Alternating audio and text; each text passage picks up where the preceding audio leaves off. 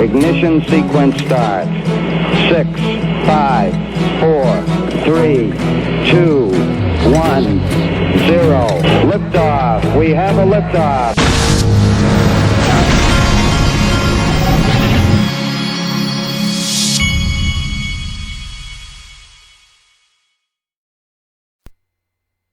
Hey everybody, this is the Digital Asset Investor, and we are right. We have always been right. We with Ripple and XRP, everything that you have always understood, everything in your gut that you've always felt about what Ripple and XRP represented was right. And it was given the stamp of approval by the United States government, the division which controls the currency, the Office of the Comptroller of the Currency, which is a, quote, independent division of the Treasury Department, right? They gave the stamp of approval. And now you're seeing this market take off. Now, from what I've seen so far, the traditional financial media has not picked up on this. I have not seen it. Now, they may have, some of them may have, but they haven't really picked up on it. But here's what you need to be thinking about. This has added a good few, $5 or so billion in the last 24 hours. Now, but here's what needs to be thought about. And this is, what I'm talking about now is just the speculation of digital assets. What is going to happen? Because here's what happens from here. Slowly and then probably very fast. All of those people who thought you were crazy for buying XRP and Bitcoin and all these digital assets, everybody that laughed at you, all those people are going to begin contacting you because they're going to begin to hear that digital assets are going to be at their bank. Now remember, these are the same people that always looked at the banks as like the authority. These are the people that asked their financial advisor whether they should invest in digital assets. And when he says no, because he has no financial incentive to tell them yes, when he says no, they take his word for it. Now you and I, and some of you came here and you realized, no, my financial advisor is not right. And they weren't right, or they didn't tell the truth, one or the other. Okay. Jamie Dimon runs JP Morgan. He said that he would fire, 2 years ago, he said he would fire any of his employees who were caught buying Bitcoin. And now, not only does he have his own digital asset, but now he's got customers and he's about to sell digital assets, folks. JP Morgan will be right there. But the point in all of that is you go with what you know feels right. Your gut is what you listen to, not what people say. You don't listen to what people say. If I've learned anything in this space, the misdirection that is done by the powerful in this world, it makes me sick to my stomach, but it is what it is. And I hope that many of you out there have learned that lesson as well. If you were here around 2018, 2019, we saw more misdirection than you can even imagine. But now we know. Now you know. If you've never known for sure that you were right, you now know. Here's what you know. You know that the banks are going to they're going to custody digital assets, which means they're going to sell them, they're going to exchange them, everything. The banks are now, and here's the other thing you know that these Bitcoin maxis, and I'll go through that today too, these Bitcoin maxis who have been, down with the banks, long Bitcoin, short banks. We've said the reason we've been in this XRP thing and the reason we believed what Ripple was doing and going to the regulators was the right thing. The reason we've been called, this is the banker's coin, XRP. The reason that we knew XRP was the place to be and that Ripple was doing the right things is because we are the adults in the digital asset room, folks. We are the adults. We knew better. And I've said it many times. When I was 18 years old, I probably would have said, yeah, Bitcoin down with the banks. But at age 46, I've been around. That's a line out of one of my favorite movies.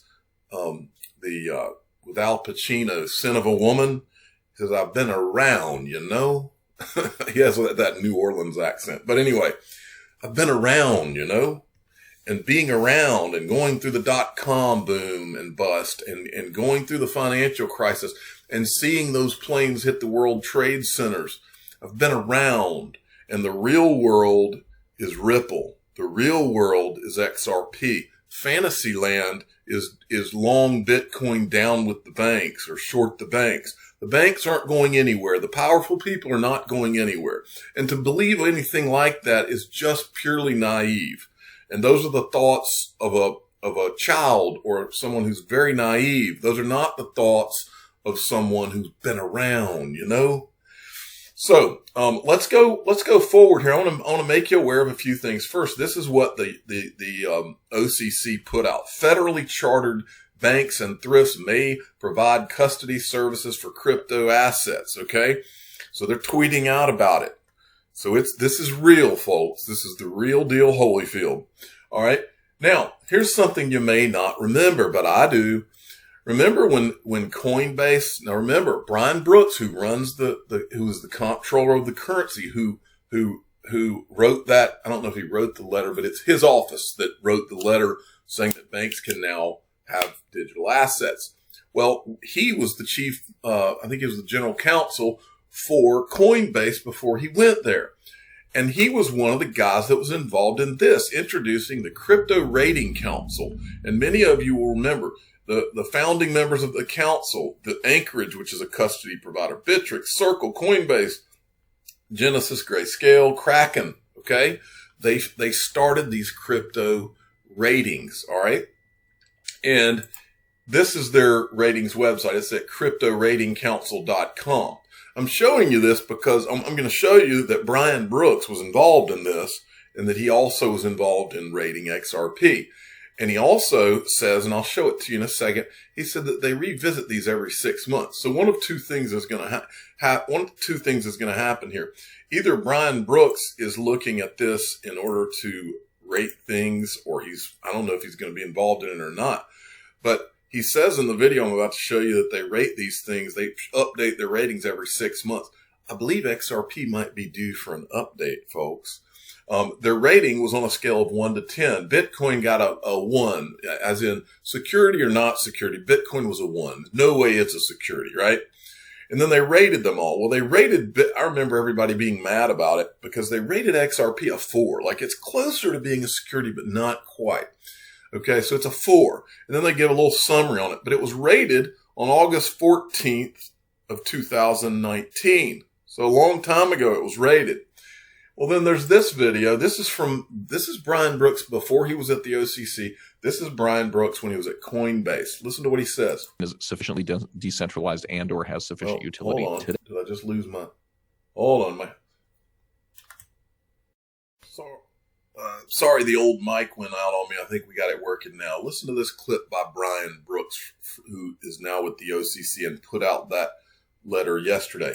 Of tokens, and I'm happy to talk about that. But bottom line is, if the sale was far enough in the past, if the token is sufficiently decentralized and or has sufficient utility today, that may not result in it being rated very high on the scale. It maybe that one negative factor is outweighed by more developments that have decentralized or given it utility. Got it. How often do the ratings change? Are they revisited regularly, or is it event driven? What's the impetus to revisit prior rating? Yeah, so the answer is both, actually. So aspirationally, what the CRC intends to do, and obviously this is still a relatively new initiative, only having been around 3 or 4 months, but the discussion has been that roughly once every 6 months, we would re-review assets that were previously reviewed. And that's just to give us some discipline to make sure that we're capturing whatever's relevant over time. We don't always necessarily know for any given project what's happening, so it's good to take a relook. But there's also some event-driven issues. So, for example, if you look at the DAI token, which was originally launched as an Ethereum-backed stablecoin, and then all of a sudden there was a significant change in the project, the idea being we're going to back it with a basket of other crypto assets. Well, that's a whole different question, and we need to relook at that. It's just fundamentally a different asset at that point. So too, if you take things like XRP, which which we list obviously, but when XRP did their MoneyGram deal and suddenly had real global distribution and a significantly different utility case than it might have, 2 years ago, say, that's relevant to our assessment of its utility. And so some of its events driven. We may read something in the newspaper that will cause us to go back on a more urgent basis, and if not, we'll capture it as part of the periodic cycle.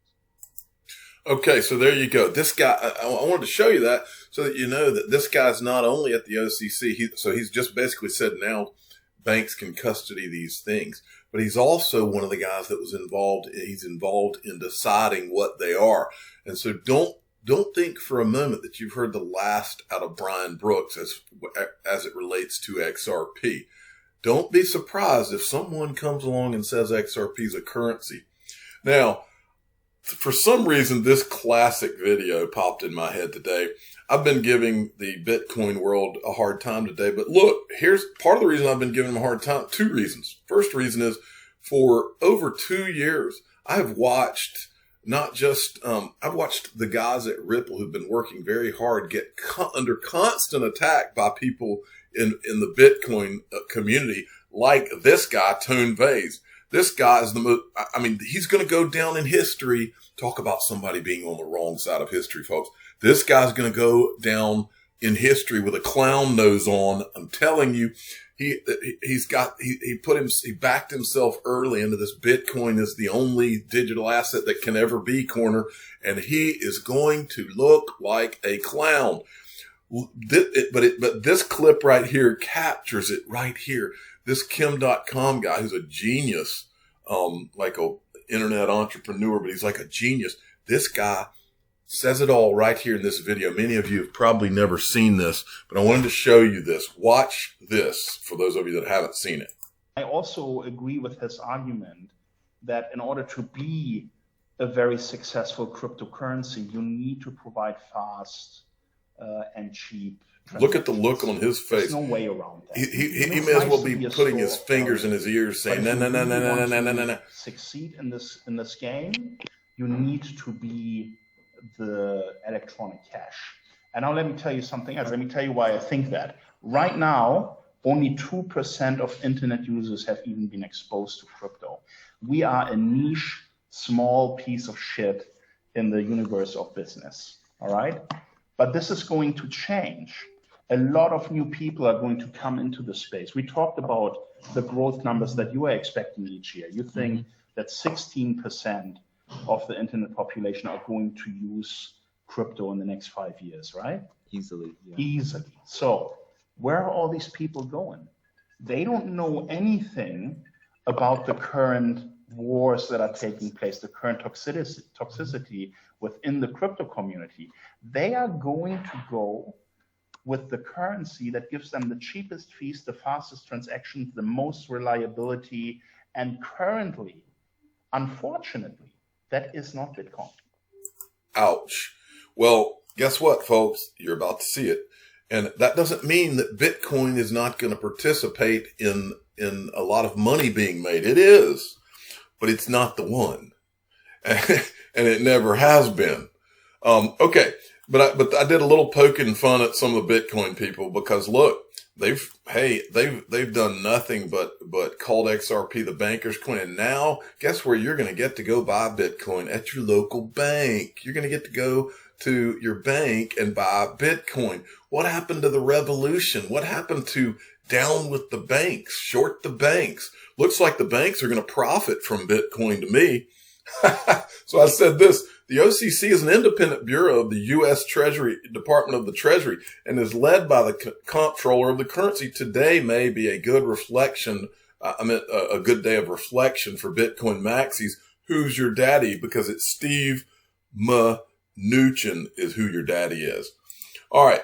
And also I did this Bitcoin. Let's see how many retweets this has had. Bitcoin just did a hard fork into the arms of bankers. That's exactly right. Let me see if I've got any other hits. And then Anthony Pompliano tried to spin this in his own way, and I don't think that it's right for him to be able to get away with that. He's been saying long Bitcoin, short the banks for years now. So I said long Bitcoin, cozy up to banks, then short the banks. This is getting complicated. And look, Look, I met Anthony Pompliano. I like the guy and I like a lot of his interviews. I think it's great. But the fact is, he has acted like he didn't understand Ripple and didn't understand XRP. I'll never forget the Brad Garlinghouse interview, which, by the way, I don't know why they do an interview with him when he doesn't even like XRP, but they do. But I'll never forget the end of that interview when Brad explained to him very clearly why Ripple, why XRP. And at the end, he's like, I don't understand why you can't just use Bitcoin for that. And I saw that and I was like, wow. So this guy's got his head buried in the sand that bad. It's that bad. He's not listening to anything. And for the entire 2+ years that I've been in this, and look, I'm not trying to bash. I think he's a good guy and I think he's a smart guy, but I think that he is guilty of the same thing Tone Bays is guilty of, which is to completely ignore the facts. And the facts are that banks are not going anywhere. And this short the banks, short them. You might want to long the banks because now the banks are going to participate in the digital asset industry and they're going to make money off of all the Bitcoin maxis and the people buying Bitcoin because they're going to custody it. They're going to sell it. And so no, it's not short the banks. It's long the banks. It's long the powers that be because the powers that be don't lose, folks. Ripple and this can't be underemphasized. Ripple has said from day one that they knew that the smart thing to do was to go straight to the regulators. They've all said it. Chris Larson, Greg Kidd, Brad Garlinghouse, everybody, you name it. David Schwartz. They said going to the regulators was what made sense. Brad Garlinghouse said that if you don't do it that way, the countries are not going to let you hijack their currency. That they're going to bring out the tanks. Central banks are going to bring out the tanks before that happens. That's just common sense if you've been around, you know? And so, yeah, we've been right all along. The Ripple and XRP has been right all along. There are so many, and you don't have to think this through too much. This is common sense. Firepower at Firepower FP. Here's somebody else who got it. David Goekstein, who's a very smart guy. He also got it right. Watch this little clip. This is a classic too. This is from yesterday, I think. Heard up to 25%, which is absolutely insane to some financial planners, but you can try it. You can see what happens. But when it comes down to it, if people are thinking of shorting the banks and doing something different, just study up on it and get prepared. Open your accounts with different exchanges, learn about cold wallets, get ready so that you want to make a move, you can do it. That's the smart way to prepare. Don't go and take a second mortgage on your house and buy 50 grand in Bitcoin. Don't do that. My biggest problem is you have, and it's almost like I'm stuck on this subject, but you have these people that you see on crypto Twitter every day before this news, and they were hammering away that Bitcoin unbanks you. And now Bitcoin is banking with you.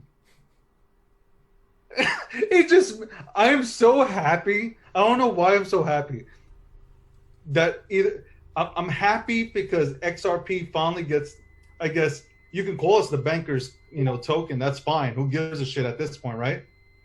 But as a token, everything that Ripple offers, we're prepared to go ahead and help with the banks, right? So we're right there. And some of these Bitcoin maximists don't even understand that they might be using XRP to do their transactions. You're darn right.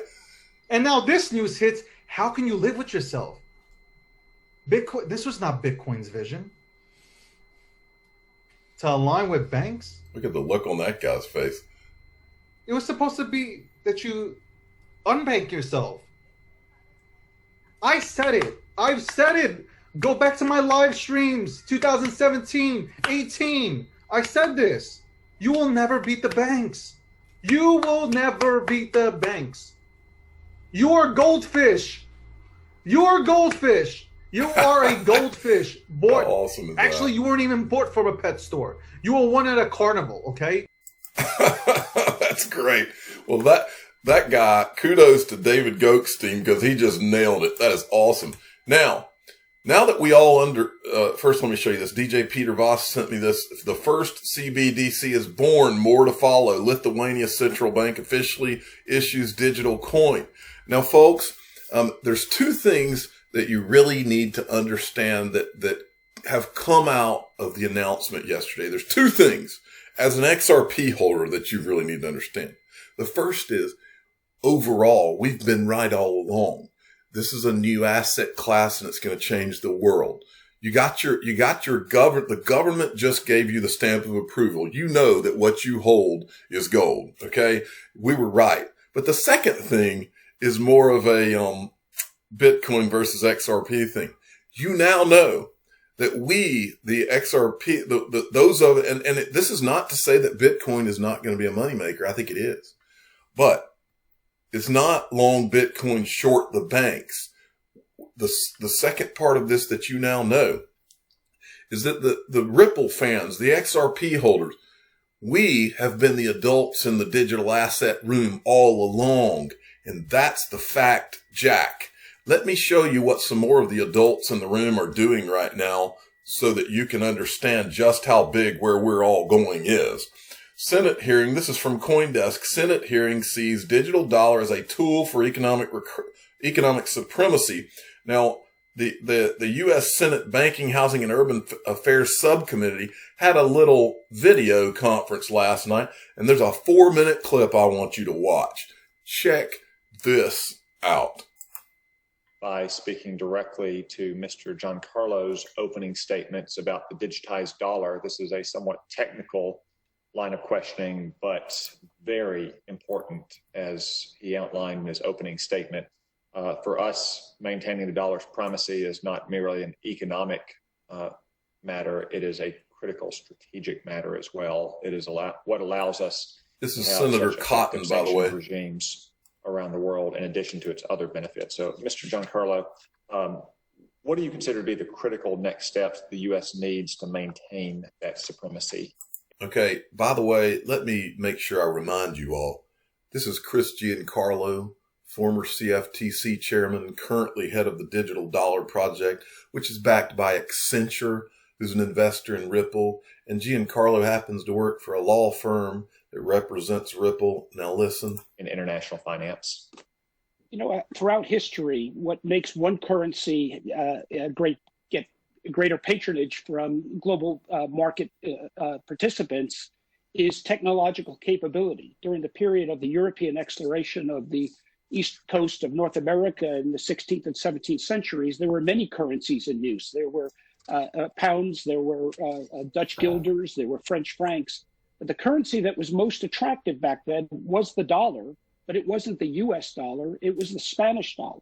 And the reason it was the most attractive was because it was minted with New World silver, which was lighter and therefore required less alloy, more consistently pure. But also it was breakable into 8 equal pieces, known as pieces of 8, which made it fractionable. So the point was, technologically, that dollar was superior than other currencies in use. As we go into a digital 21st century, we need to think about our dollar and how do we enhance its technological capability in the world. And this is what China is experimenting with today in their own currency to make it technologically superior by making it digital, tokenizable, fractionalizable, and programmable.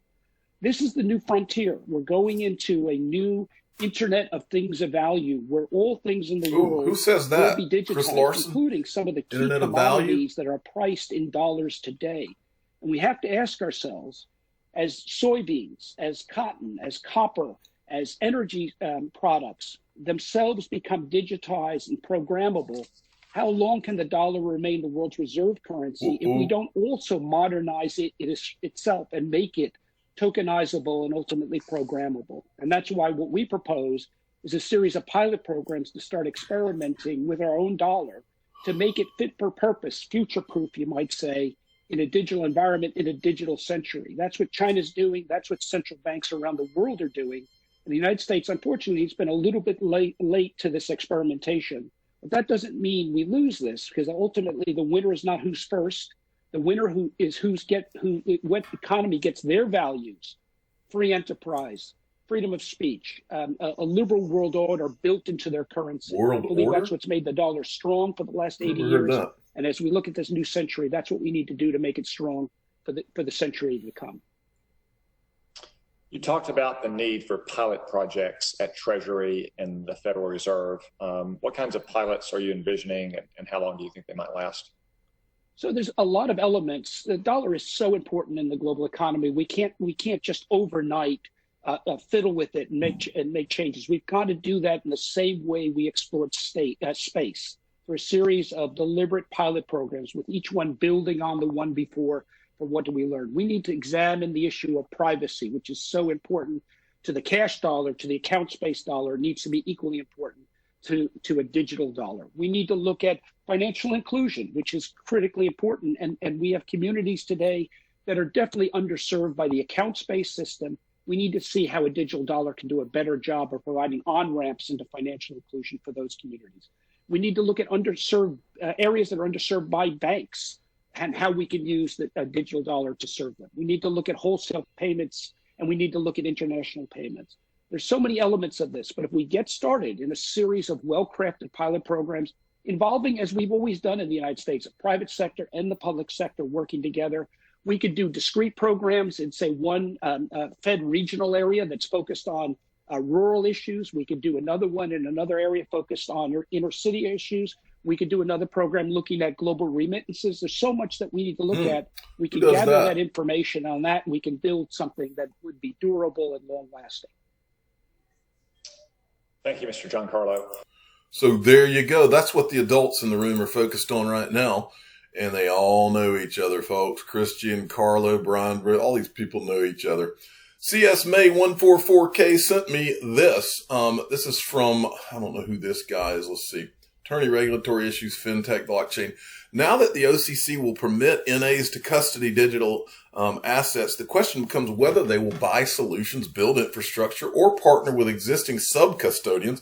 And if the latter, which sub-custodians will pass vendor management review?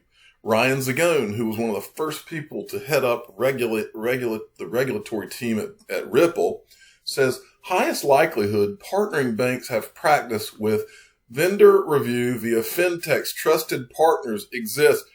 Example, Anchorage, BitGo, Polysign. Folks, let me tell you what. Have we been right, or have we been right all along? Polysign is going, let me go ahead and say it. I'll spell it out. Polysign is going to be one of the largest digital asset custodians in the United States. Now remember, don't forget, because everybody, I was actually telling my father, who's the official father of the Digital Asset Investor channel, I was telling him this morning, look, if you really look through this space, you can literally see, it's like you got one team that would be like Ripple, and it seems like BNY Mellon is in there. And then you got other teams, and everybody's going to have a seat at the table. Goldman Sachs, for instance, Goldman Sachs backs BitGo, which is a custodian, institutional custodian. And Goldman Sachs is one of the investors in that. It would be, I've never looked, but it would be interesting to see who the investors are in Anchorage. I bet they're really big bank names if I had to bet. We know that Polysign has two guys from BNY Mellon on it. We also know that one of the BNY Mellon heirs was one of the first and largest holders of XRP. You think that's a coincidence? I don't. He says buy and build are hard, what does that say, Arian? Tight budget, lots of competing digital projects that are more core. If buy companies above are more attractive. And then there's this. We had all people have come to life out there, folks. Today, Sheila Warren, I'm trying to remember who this is. Sheila Warren, head of blockchain at the World Economic Forum. Okay, there you go. Today, Sheila Warren made the most important point on CBDC I've heard in a while. The technology should not be leading these discussions as it often can. The pain points that policymakers are trying to solve should be the focus. Tech comes way later. the buzz around CBT, he has a whole string here. I'm not going to go through all of it. But this guy has some really good insights in all this and where everything's going. So go check out, follow his Twitter feed because he knows the writing's on the wall now. All right. Steve Gulbranson sent me this from XRP Yo-Yo. Russian lawmakers finally passed country's major crypto bill. Does it feel like everything is happening right now? If it does, it's because it is, folks. You're starting to see everything happen. Let me, I wanted to show you this just to illustrate just how stupid our world is. Does anybody remember a thing called the 2008 financial crisis? Do you remember what caused it? Well, this is a CNBC tweet, and I think this is a sponsored tweet. It says, in partnership with Acorns, CNBC is being paid to tweet this out. This zero down payment mortgage helps lower income people become homeowners. Is that not what was at ground zero of causing the 2008 financial crisis? Putting people in homes that they could not afford. If you can't afford to put a down payment on a home, you don't need to be buying a home. And I mean a significant down payment so that you have skin in the game. That's the whole point. That's what caused the problem. These people have short memories. And do you know why? Because they're the bailed out class. When you bail out people, they don't learn from their mistakes. That's why we can't have bailouts. That's why bailouts don't work. That's why that is a disaster in the making. Anytime you see anybody getting bailed out, they're not being allowed to learn from their mistakes. When my sons make mistakes, they pay for those mistakes. And if they do something I told them not to do, they get punished. And then they remember not to repeat the mistake. When you bail out companies, even adults need to learn lessons, folks. Everybody, shoot, the best thing that ever happened to me was getting burned. One time, I've told the story on this channel before, when now he's 8 years old, but when he was 3, I was cooking out. I'll never forget it. You want to talk about a teachable moment. My 8-year-old, he's been a smart aleck his whole life. He was born a smart aleck. It's in his DNA. Okay. This kid, I love cooking on a Weber grill. But I had the top on the Weber and it was cooking. I was cooking chicken or something and it was closed, the top, but you know how hot those tops get. And I looked at my 3-year-old and I said, do not get near this grill. It is hot. I didn't watch him before I realized it. He put his hand, touched it to the top of that grill and immediately, of course, got burned and started crying. Do you know who has never gotten near the top of a grill when the grill's cooking since that time? That kid literally got burned. And getting burned is a good thing in life, folks. You young people out there listening, if you get burned, getting burned is only a bad thing if you don't get back up. You got to get back up and go back. Just don't do the thing that got you burned next time. That is the most valuable thing that will happen to you, is to get burned in life. All right, I gave a shout out to Brad Garlinghouse. He tweeted this yesterday. Boom, today's ruling is a huge step forward. The USOCC is absolutely leading the way to foster innovation, protect consumers, and provide a level playing field for all. There's that phrase again. The future has never been fiat versus crypto. These can and should coexist in harmony. And he's retweeting a Stuart Alderati tweet, who used to work for Steve Mnuchin, by the way. So I said, hey, Brad Garlinghouse, I don't normally cuss on social media, but when I do, it's to tell you that you and Ripple have put up with a lot of shit for the past few years and kept your nose to the grindstone despite all the naysayers. Thank you. This one's to you. And I'm going to finish with this quote. Most of the important things in the world have been accomplished by people who have kept on trying when there seemed to be no hope at all. And folks, I want to thank you all for having been around and stayed around listening to me for the last 2 years. Redemption is upon us. Yesterday we were redeemed in more ways than one. We've been right. We are right. XRP's the one. It's the greatest digital asset ever created. And I'm the digital asset investor. I'm not an investment advisor. This is for entertainment purposes only. Please subscribe and hit the like button. And tell your friends and family when they come asking you how to invest in XRP, which they are going to do. Tell them how to do it. Tell them how to get a Coinbase account or whatever, or an Uphold account. Tell them how to buy it ahead of their bank offering it. Throw them a bone. Thanks for listening.